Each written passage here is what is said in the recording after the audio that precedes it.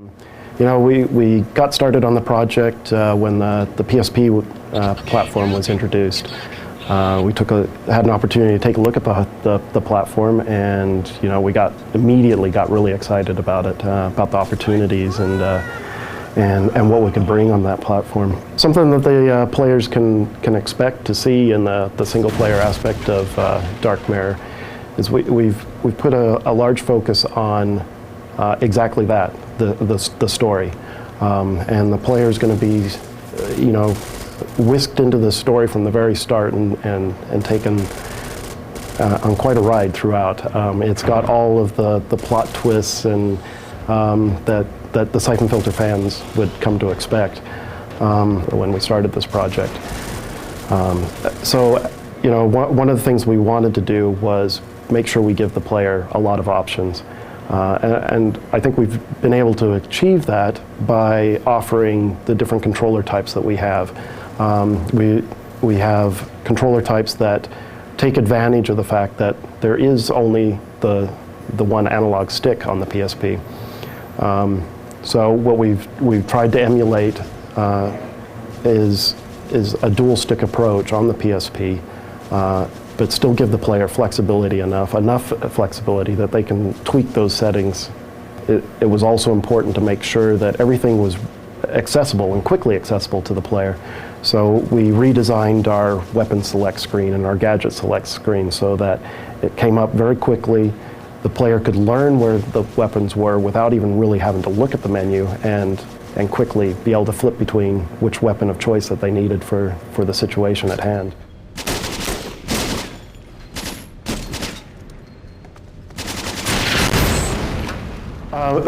So one of the things that we did focus on for Dark Mirror was introducing multiplayer. We are supporting both ad hoc and infrastructure, which was very important to us, was building a community, having access to a lot of players out there. So we've got all the standard modes in multiplayer. We've got deathmatch, team deathmatch. A couple of the new modes that we've also introduced that we're pretty excited about is Rogue Agent, where the players are looking for credentials that they have to find throughout the level, and whoever picks up those credentials is all of a sudden becomes this rogue agent, and now it's everybody versus that one person. So you can get into some pretty interesting matches there. One of the main focuses for multiplayer that we introduced was what we call objective mode.